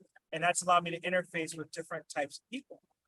There are times I'm in a boardroom, there are artists, sometimes there's business professionals, sometimes there are, sometimes it's a religious facility, sometimes it's a medical practitioner. So they're like people that didn't study soil mechanics, but the soil mechanics has gotten us in the room that Yes. we're interacting with them. Yes. And when I explain it that way, then it's like, wow, well, that's interesting because for me, I get bored easily. So I like to do different types of things. And when you think about the different geologies that we interface with just in a given city or town, there's a lot of different variations. So I think that for me, and then when you think about, like, we're talking about sustainability and safety, think about how much time we spend just talking about safety before we're on a project site. Yeah. When I'm not going to talk about for other industries, but I don't know other industries are focusing that much on things like safety, resilience, and sustainability. Those are things that are very important. And equity, these are things that are very important for the next generation, the current generation is to school. And if we're able to show practically how that's being incorporated into the designs that we're putting forward, the collaboration that we're doing at conferences like this, I think that becomes attractive. That's awesome. Definitely. And then you do make money, right? We're businesses, so we're allowed to make money. And Yeah. and I'm not going to say you're going to be hurting as an engineer, but you will be okay. Yeah. You'll be, Yeah. and you have opportunity. Yes. Now, I've been doing this for 20 years at the same place, and I plan to continue at the same place. But there are people that have started in consulting and then gone to contracting. People are starting in contracting and gone to business development. So people start at business development and then go and work for a totally different type of entity where they might be the only person with a geotechnical background. Sure. You can do Yeah. public, you can do private, you can do Yeah. semi, right? Non-for-profit. There's so many different things you can do with that degree. And Yes. because the degree is one where it's like, oh, you're an engineer, or you got to be smart, or you're an engineer, or you're good with math. There's a lot of different types of organizations that will look towards that Yeah. person and say, That's right. oh, you think differently, I want you to be on board. Yeah. So I don't think you can go wrong with it. I really Yeah. don't think you can go Yeah. wrong with it. Great. A few seconds ago, you said a couple things. One was you need to make time. You need to make time. And then you also talked about geology, how much you like different geology and you don't get bored. So I have a personal story I have to share that involves how amazing you are, no, seriously. So this is, Tim, when I, no, after 13 years of being a geotechnical engineer, I decided to jump into business development. And this is my first time walking into Langen's office in New York City. I can't forget this story ever. I remember. And this is my first time walking into Langen's office. And if you haven't been to Langen, New York office, it is amazing because when you walk in, the reception's desk behind of that is a huge world map. And in front of the world map, you have these rock cores neatly organized based on the world map. That is my favorite thing. That blew my mind, but that is not the end of it. I walk in and someone introduces me to Jared Green. So I am nervous as hell because this is my first week as business development person, and I'm going into Langdon and meeting Jared Green. And I didn't know at that time how powerful he was. He must have been super, super busy. You know what he did? He came up to me and said, "Oh, you're starting business development. Come on, come over, come and sit in my office." And I went and sat in his office. And in his office, I still remember you had a 6 foot long or 5 foot long core piece. Yes, Yeah. in your office. And we spoke about that piece of rock core, and you told me all about it. And then he gave me tips of how to excel in being a business development person. Look at that. Yes. Look where she ended up, but I can't take any credit for You- that. That's come on, all come you, on. Lucky. If Wow. I have just a smidgen, I'll take just that. But no, that's No, great. and he told me, ever in your career, if you need any help, if you need any, anything at all, let me know. Very nice. Who does that? Take That time. is really great. I'm always grateful for that. And Jared, That's awesome. I'm glad you took it seriously. Thank you, of course. And for listeners, if they're not following Jared on LinkedIn, you better, because you start your day with Jared and She you said you end better. your day with Jared. I take people on the journey. Yes, you take If it's people on a worthwhile, journey. I take people on the journey. that's great. I don't know. This is mind blowing, right? This is awesome. This is mind blowing. Well, I would say that I think it's important to pour into people. Yes. And so somebody, when you come and you're asking for the questions, if there's something I can do to help, and I think I might have said, like, it's not a script, right? But this is what was helpful for me.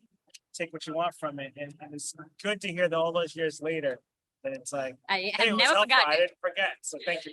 No, it's That still, gives me more incentive to continue to pour into people. Yeah. And make time for what's important.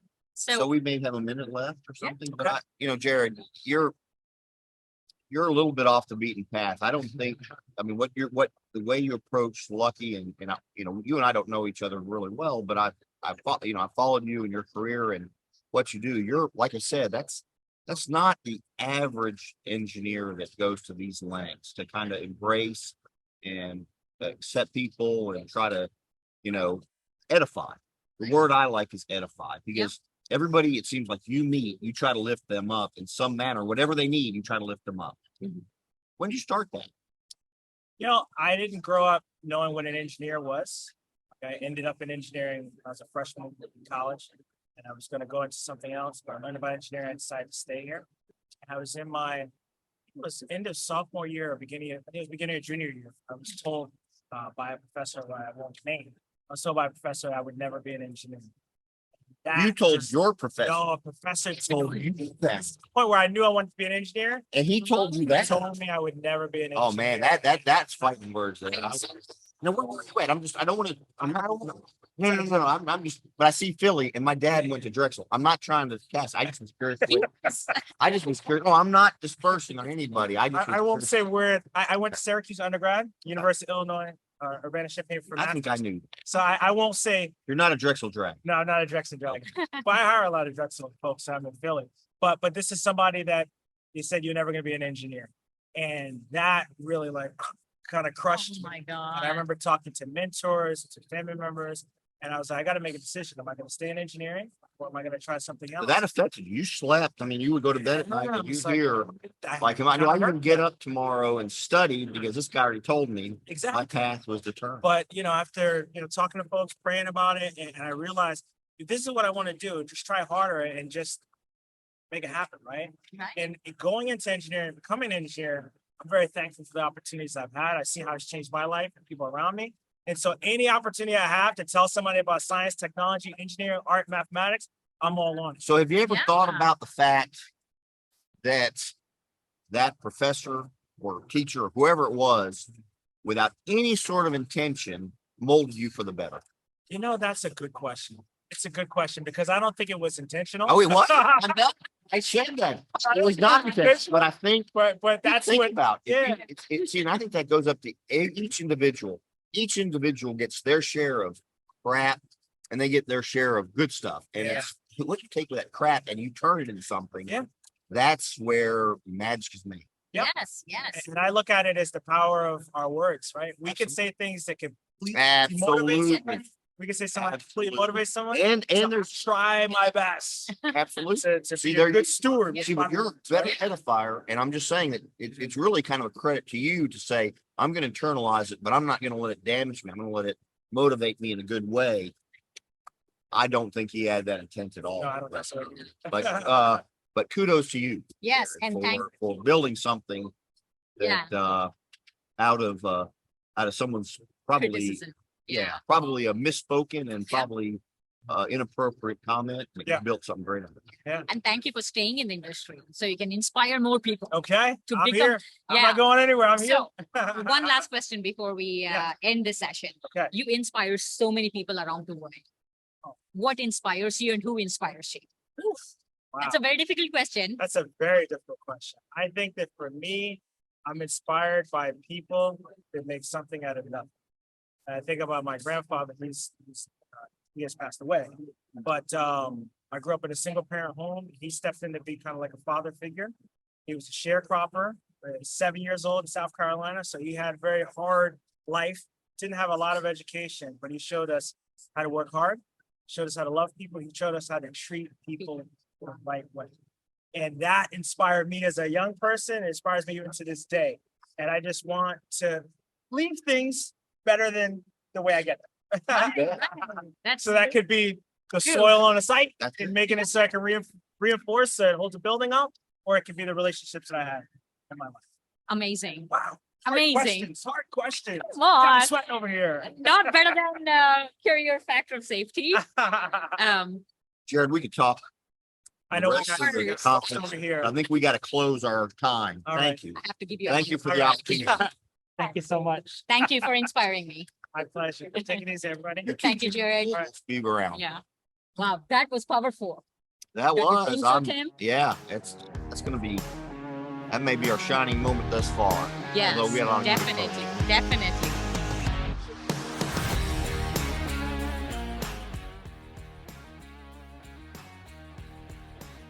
All right, welcome back to Game Day.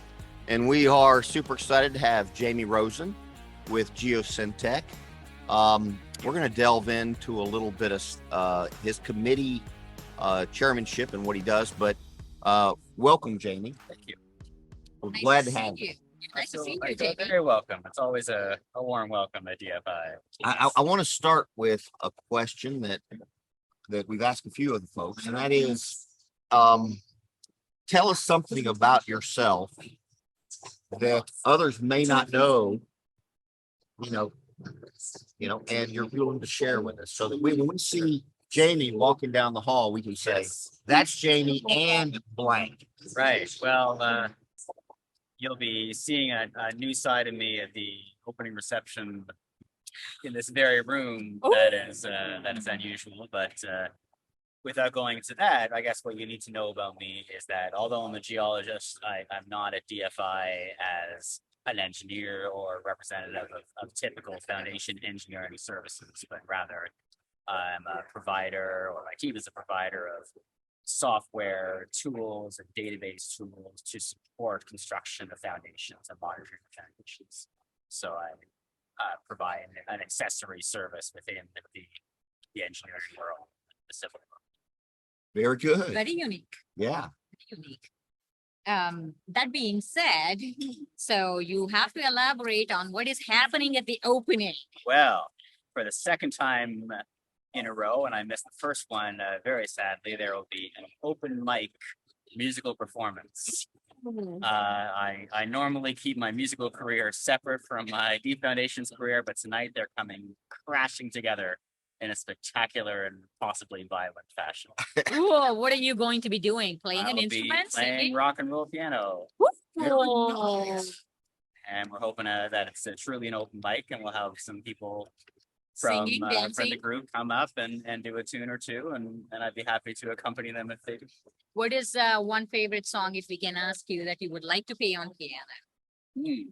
Well, what you're going to hear tonight, for better or for worse, is kind of the middle-aged classic rock that I've been playing for literally my entire adult life. So it's not much of a musical stretch, but at home, I like to think I play a wider variety of music. See how smooth that was, Tim? That was. He did not even tell us what song he will be playing. But you can The practically guess from the classic rock, that can be a lot of things, and he was very smooth in saying that. You know why he did that? Don't miss the opportunity to see me playing piano. That's right. Right, Jamie? you caught that, did you? Yes, of course. I've known you for a few years now. Come on, Jamie. Nice. Well, Jamey, you're the chair of what committee in DFI? I'm a chair of the Information Management Systems Committee, which until very recently was the Project Information Management Systems Committee. We had a name change that we're very happy about. The second person to serve that chairperson role. We're still a very young committee. We're still finding our mission and finding our value to DFI, but I'm extremely happy with the participation in the committee meeting yesterday.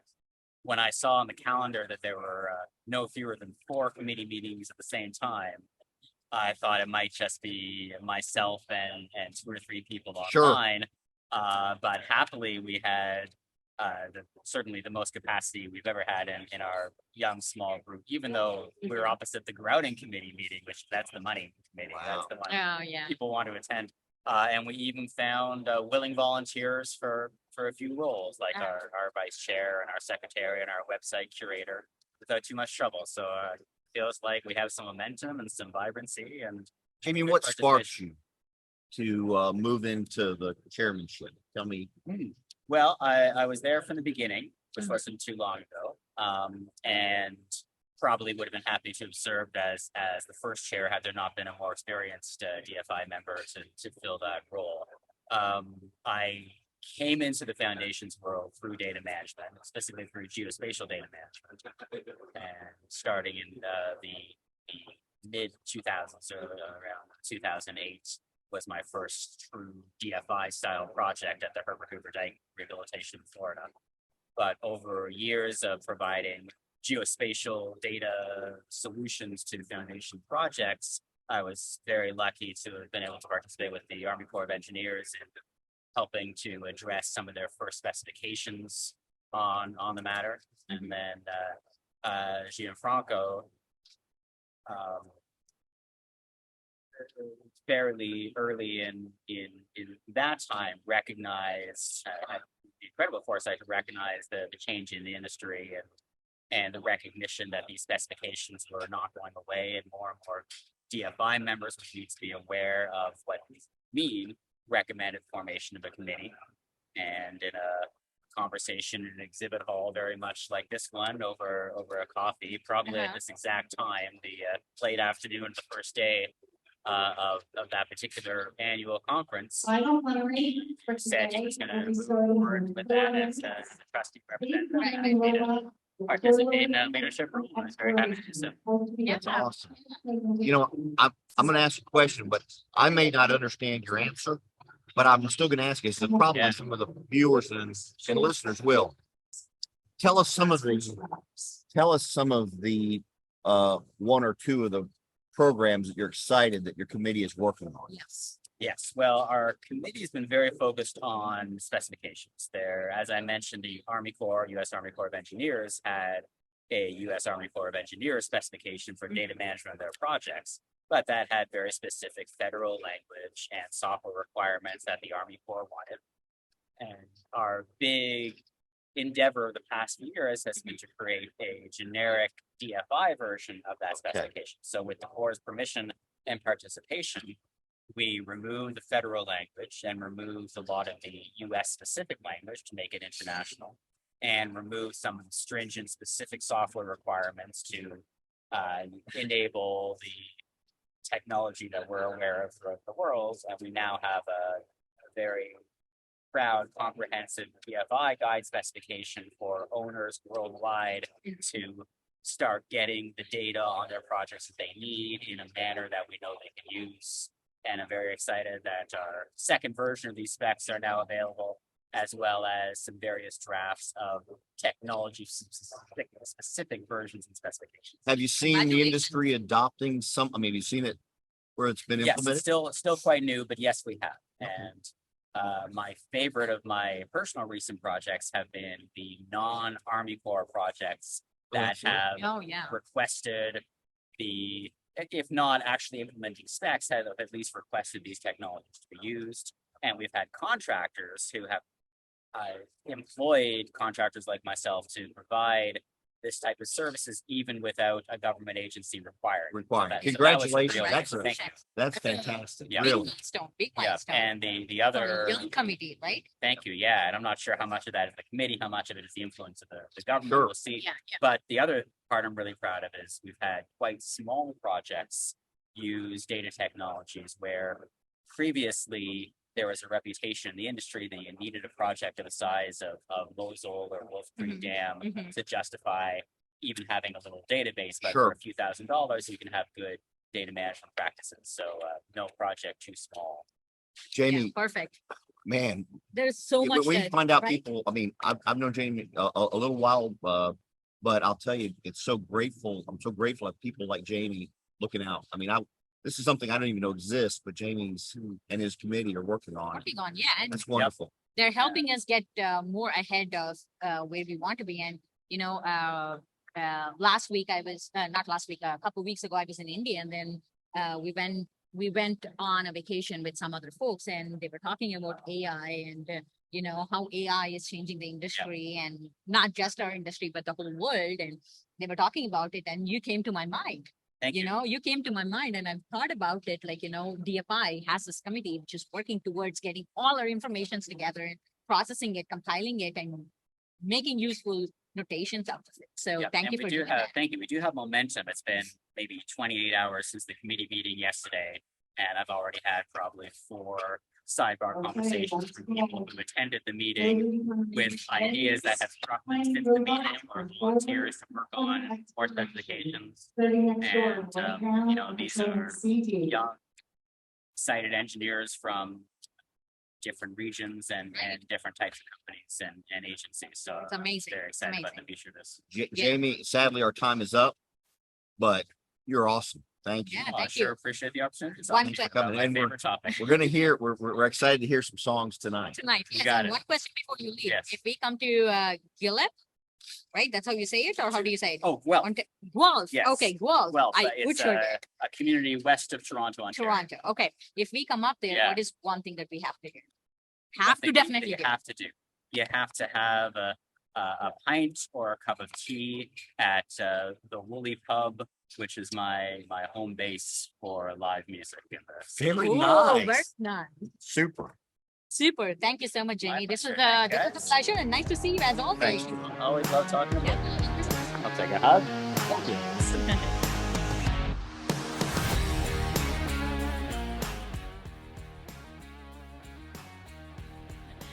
So welcome Billy Aller from PI Rock Drill. Yes.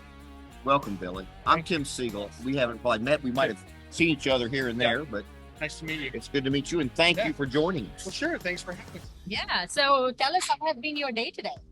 Well, the most exciting part was getting up at 3 o'clock Colorado time to go join the 5K. Oh, you in there? You 5K. probably saw me. We You were were probably there very too. close. Yeah, you guys will probably run. I saw you. No, I walked. You're much faster. than me. Scott. I got short legs and slightly overweight, but I looked at it. I was first in my weight category in the 5K today There you because go. there was nobody else with my build. Billy, I Wow, was you last missed. when we did the same run in Chicago. I was last, and I actually got an invite to repeat that. So I had to come. Interesting thing about Chicago is I think we did a 10K because we had to walk around all. I Oh, yeah. remember. I was, It was not a straight. It that was was a long one. That was a 5K. We but wouldn't we rate. lost- Yeah, we lost the But track. the geese were all over the So, sidewalks. So you yeah. kind of had to walk twice as far to get through all the Yeah, and I think I remember, like, where are the the arrow signs, and we couldn't find it, and it took forever for us to get Yes, back, yes. and it was cold as hell. It was cold. Cold That as wind hell, coming yeah. off that lake. I'm like, it's kind of like Colorado, but with all the extra humidity, like even I was cold. Yes. Yeah. So we want to ask you, what is life in Colorado where you live? So we live in Western Colorado. Mhm. So immediately when people are like, well, where's TEI's headquarters at? We're in Montrose, Colorado, which is in the western side. Mhm. So immediately Are they're you like, over the Rockies? Are you west of the Rockies? we're west of the Continental Divide. Okay. So you So- are west of the Rockies. We're 1 hour south of I-70. Most people know where I-70 is. Okay, so I'm thinking like Basalt, right? Basalt. Are you west of Basalt? Right, We're or southwest of Basalt too. southwest? Okay. Telluride, Colorado. Most people are familiar with Telluride for skiing. We're 62 miles north. Yeah. Yeah. So Yeah. life in Colorado, I mean, like right now, You seem to have an accent, but it doesn't seem like you're from Colorado. Where are you 5 generations from Colorado. Oh, Was it 5 Yes, generations? Yes. Okay. Yeah. So maybe I speak more native Western Colorado than Okay. everybody else. No, Ah, it's it's fall, the leaves are changing. We've already gotten 2 snows in the Rockies. So the snow line's coming down. It's starting to get chilly. I caught my wife the other day with the window wide open and the heater on. I'm like, you gotta pick your season, she's one leg in the covers at night and one under the blanket. And so we're in between. Yeah, that's seasons. how we are at our house. Even during the summer, we'll drop the temperature down to like 66, but then we'll get under blankets. yeah, yeah, And yeah. my husband always complains because I have the heater on, but I have the fan on, and I have the blanket on. Yeah, we're doing So- that right now too. I keep telling my wife, you need like an electric onesie or something. I- That way you can regulate your heat without messing with You it. know, there was I remember I've always thought back, there was a show on David Letterman where this guy introduced a suit that is like a jumpsuit, and it had water things going through it, and you just like pump water through it. You could make it any temperature you want to. Oh my It God. didn't catch on, obviously, but I've always thought that it'd be really cool. You just Yeah. walk around, and unlike like just you need to warm it up, you just hit it, and it just That would be really cool for field work. it would be. In North I know. Dakota, when it is like I minus know, of 40, course, you look kind of stupid walking around in just a jumpsuit. Wow. At least I would, but I do it. Hey, I've been on some sites, and you have too. I know, Billy, that you're like going, I don't care. In fact, that's one thing I want to talk about. Okay, Bill, you've been out in the field. Yep. Okay. When conditions are really bad, comfort versus looking stupid. Which do you take? I always take comfort. I do too. I do too. So I've seen guys wear bags, garbage bags on their body. I've seen guys absolutely. wearing like, Mickey Mouse ears because it was warm. I mean, you can Yes. do anything, Oh yeah. Yeah. anything. You would just, Yeah. I'll sit next to the exhaust of a machine and just get pelted with, Felt it. Yeah, yeah, yeah. I've been in a Carbon couple of days where monoxide. it's gonna be, and my boots were gonna get soaked, so you put 2 Walmart bags on You your Yeah. bet. I'm telling you. then your I'm telling socks, then you I'm put your. telling Yeah. in the boots. You got it. If Yeah. that's a field guy thing. And my kids are like appalled. They're like, Oh, I'll wear, you wait till you're cold. I'll wear course. anything. So not only do I not have any style, I'm colorblind. So I come out of the, like I cares? go to a fundraiser or something. In the for work, field, nobody and cares. My kids are like, you're not wearing that. I'm Yes, I am wearing that. like, well, why not? They're like, it doesn't even match. Yeah. I'm like, if you could see the world like me, Yeah, Right, exactly. right. That's exactly right. Remember, And we're all even. When it comes out in the Yeah. field, we're all even. yes, I remember for me, like being so tiny, it was so difficult to work in minus 40, minus 45, like 4 layers of clothes, and you had to get the Carhartts out to use the you bathroom. gotta eat more cheeseburgers. I'm a vegetarian. Oh, that Me, makes it Holy hard. cow! Next life, not this life, next life. So I would hide behind the widest driller. The biggest Right. driller. I would hide behind him the whole time. Whatever, if you Now I know find, why people stand behind me. I can tell you, like even on a hot site, for example, if there's like one little tiny bit of shade, everybody's like lined up back to back and trying to get into that shade. Yeah. No, that's how it is. Yeah. So let's talk a little bit about DFI. Okay. So you've been coming to DFI and supporting DFI for a very, very long time. And Yes. I am known Sue for a very long time. And Yes. she's one of my favorite friends. And, and she's invited me to Montrose many times. So Gotta come. I will one time. Definitely I will. So tell us a little bit about your involvement and what keeps you coming back. And what do you like the most coming to DFI? You know, there's so many things about DFI. I think for one, it's just a fantastic organization. The education that you get here, the presentations, you know, we're based out of Colorado. We sell drills all over the planet, but it's, you know, I'm more familiar with the Rocky Mountains because that's where I sell and that's where I live and where I work predominantly. So it's always nice to go to places, you know, like in the East Coast and the South where they only have sand because it's a totally different drilling method. They still use our drills, but in a different way. Oh, So even with the product that I feel like I have pretty good knowledge of, with the DFI, you know, the presentations that they bring here, I always find another use for our drill, Right. another way to maybe sell our drill and to help customers, you know. Mhm. I mean, TEI is the first company probably that, you know, if our drill isn't right for the application, we'd rather be honest and sell them something that they don't need, Right. you know, but when I come to these events and I sit in these presentations, meet these people, I learned something that maybe our drill is capable of, that I didn't know it was capable of. So supporting the industry, you know, that helps support us, I think is very, very important. That's awesome. And follow-up question for that is like, yesterday in our leadership meeting, we were talking about like, what can DFI do more for the supporters, right? I want to ask Billy, like, is there anything you think that DFI can do better or do more for Yeah, you? I think that the one thing that they could do is like, let's hold a couple events in Colorado, so I don't have to travel so far. I think we'd all. I think we choose should do that. No, What would it be even better? Would it be Colorado Springs or Denver or somewhere else? say Colorado Springs, you know, kind of. You know, I think there was one years ago Yeah. in Colorado Springs, and it was truly lovely. Yeah. Although I will tell you one story. I was with some friends and we were sitting next to a fire outside there, and up comes a raccoon and he wouldn't leave us alone.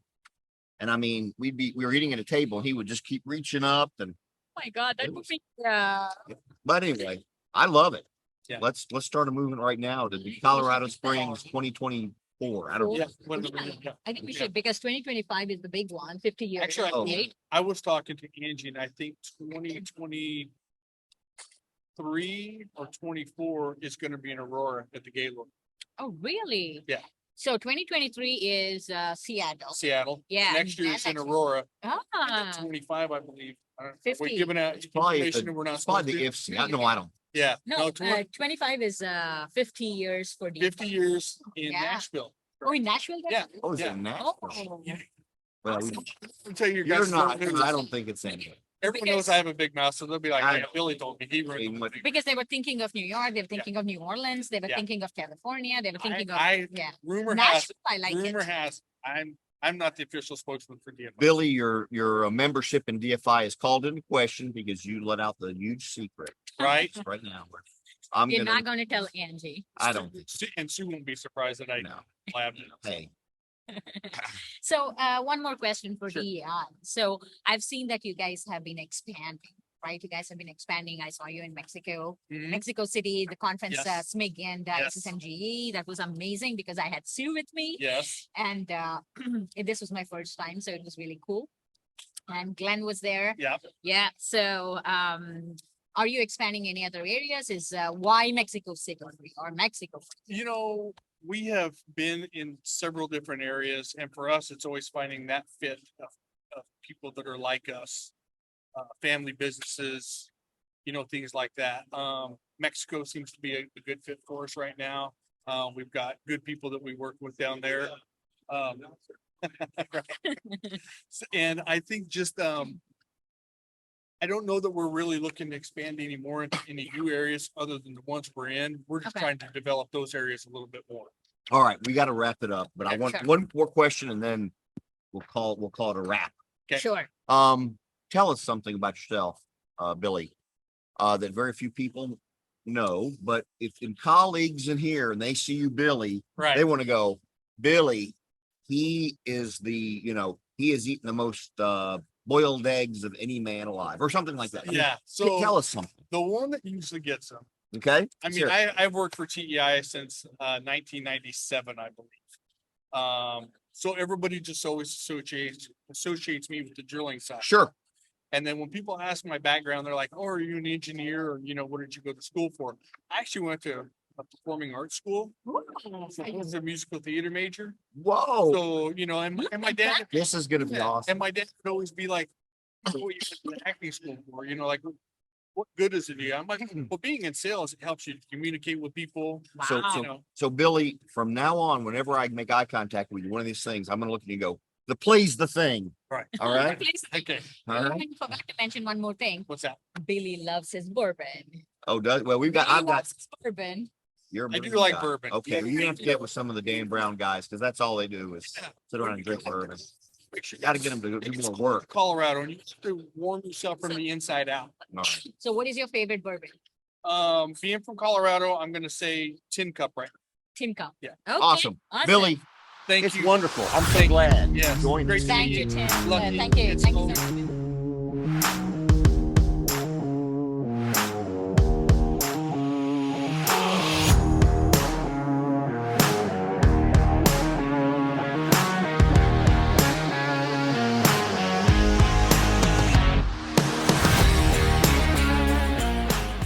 On behalf of DFI, we hope you enjoyed this episode. The views, information, and opinions expressed during Deep Foundation Institute's podcasts are solely those of the individuals involved and do not necessarily represent those of DFI. DFI does not verify or take responsibility for the accuracy of the information contained, nor does it warrant that the information contained herein is suitable for any general or specific use. The podcast is available for private, non-commercial use only. Editing, modification, or redistribution of this podcast is prohibited.